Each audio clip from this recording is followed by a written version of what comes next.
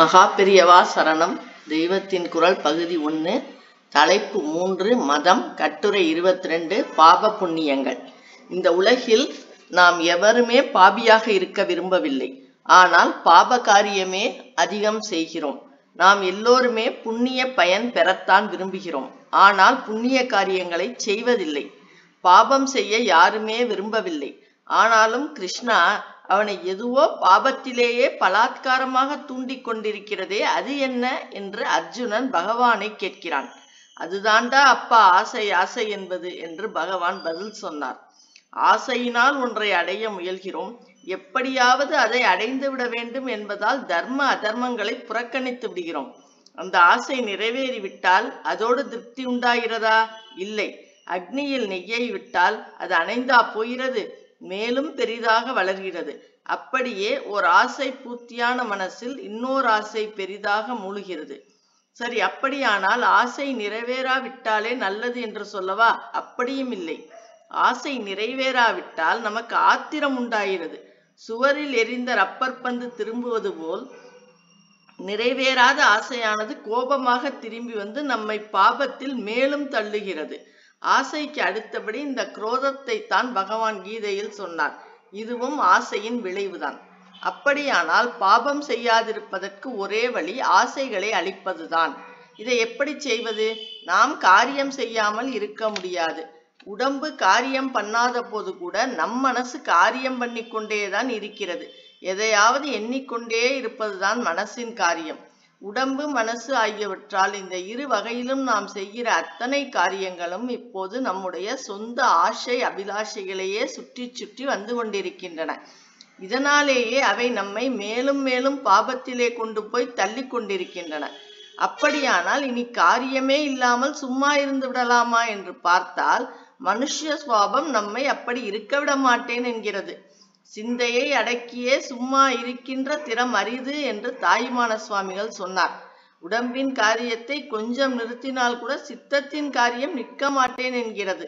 அதுதான் காரியம் செய்வதோடு தான் காரியம் செய்வதோடு உடம்பையும் காரியத்தில் ஏவி விடுகிறது. ஆசையை நேராக நிறுத்த முடியவில்லை, காரியத்தையும் நிறுத்த முடியவில்லை என்றால் நமக்கு கதிமோட்சமே இல்லையா?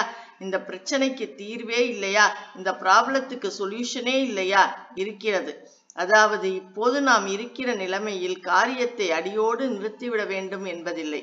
ஆனால் நம் சொந்த ஆசைகளுக்காகவே காரியம் செய்து கொள்கிறோம் என்ற நிலைமையை மாற்றி நமக்கு லௌகிகமாக லாபம் தராத காரியங்களில் ஈடுபட வேண்டும். லோகோபகாரமாகவும் நமக்கே ஆத்மார்த்தமாக பலன் தருவதாகவும் இருக்கப்பட்ட காரியங்களில் இறங்க வேண்டும்.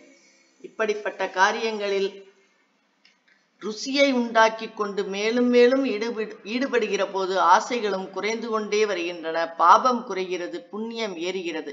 அதாவது இப்போது நாம் செய்ய வேண்டியது என்னவென்றால் ஆசை இல்லாமல் காரியம் செய்ய பழக வேண்டும்.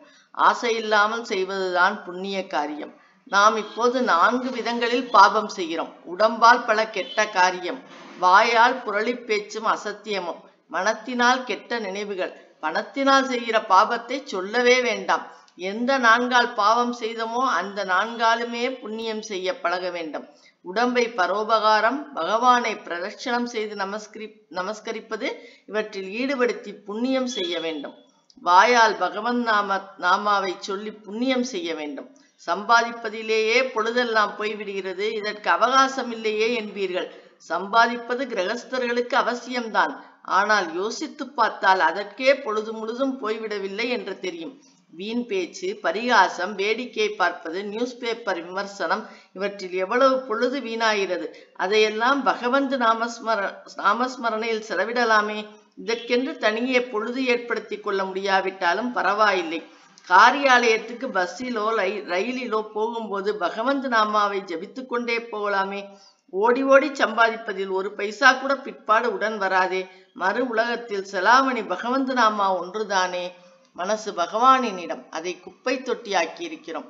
அதை சுத்தப்படுத்தி மெழுகி பகவானை அமர வைத்து நாமும் அமைதியாக அமர்ந்து விட வேண்டும். தினமும் 5 நிமிஷங்களாவது இப்படி தியானம் செய்ய வேண்டும். லோகமே முழுகி போனாலும் நிற்காமல் நடக்க வேண்டிய காரியம் இது. ஏனெனில் லோகம் முழுகும் போது நமக்கு கை கொடுப்பது இதுதான். பணத்தை கொண்டு பகவானுக்காகவும் ஏழைகளுக்காகவும் பல விதங்களில் தர்மம் செய்து புண்ணியம் சேர்க்க வேண்டும். பாவத்துக்கு 2 சக்திகள். ஒன்று, இன்று இப்போது நம்மை தவறில் ஈடுபடுத்துவது. 2வது, நாளைக்கும் இதே தவற்றை நாம் செய்யுமாறு தூண்டுவது.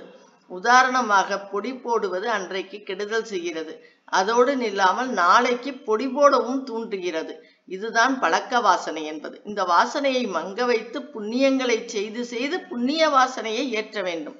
வாசனை தான் மீண்டும் மீண்டும் பாவத்தில் நம்மை இழுக்கிறது. அதற்காக பயம் வேண்டாம். நம்மை போல் இருந்தவர்கள், நம்மை விட மகா பாவிகளானவர்கள் கூட பக்தர்களாகவும் ஞானிகளாகவும் ஆகியிருக்கிறார்கள். பாவிகளை ரட்சிக்காவிட்டால் ஈஸ்வரனுக்குத்தான் என்ன பெருமை? நாம் பாவியாக இருப்பதாலே தான் அவனுக்கு பதித பாவனன் என்ற விருது கிடைக்கிறது. அவனுக்கு அந்த பெருமையை நாம் தான் கொடுக்கிறோம். என்னை மட்டும் சரணடைந்து விடு, நான் உன்னை எல்லா பாவங்களிலிருந்தும் விடுவிக்கிறேன். சர்வ பாபேப்யோ மோட்ச இச்யாமி மாசுசக. பயப்படாதே என்ற தீர்மானமாக அபய வாக்கு தருகிறார் ஸ்ரீ கிருஷ்ண பரமாத்மா. அதனால் நாம் தைரியமாக இருப்போம். எத்தனை சுற்றினாலும் அத்தனையும் திருப்பி சுற்றினால்தான் கட்டுக்கலலும். பாப வாசனை அவ்வளவும் தீர அத்தனை புண்ணிய வாசனை உண்டாக வேண்டும். நடுவே அவசரமும் ஆத்திரமும் வேண்டாம். அப்படி செய்தால் சுற்று சிக்கலாகி முடிச்சு விழுந்துவிடும். பொறுமையாக பகவானை நம்பி நம் தர்மத்தை செய்தால் நிச்சயம் கை கொடுப்பான். மனோ வாக்கு காயங்களை கொஞ்சம் கொஞ்சமாக இந்திரிய வியாபாரத்திலிருந்து திருப்பி பகவானிடம் வைத்து பழகுவதற்காகத்தான் இத்தனை மதங்களும் தோன்றியிருக்கின்றன. ஜீவனாகப்பட்டவன் இந்திரிய சுகங்களுக்காக செய்கிற பாவங்களிலிருந்து அவனை மீட்பதற்காகத்தான் ஒவ்வொரு பெரியவரும் தோன்றி ஒரு மதத்தை கொடுத்துவிட்டு போயிருக்கிறார். பாபத்தினால் இந்திரிய சுகத்தினால் கிடைக்கிற ஆனந்தம் ரொம்பவும் தற்காலிகமானதுதான். பரமாத்மாவை சேர்ந்திருப்பது தானப்பா நிரந்தரமான ஆனந்தம் என்று சொல்லி சம்சாரத்திலிருந்து அதனை விடுவித்து பகவானிடத்தில் சேர்ப்பதுதான் ஒவ்வொரு மதத்துக்கும் லட்சியமாகும். ஹரஹர சங்கர, ஜெய ஜெய சங்கர, காஞ்சி சங்கர, காமகோடி சங்கர.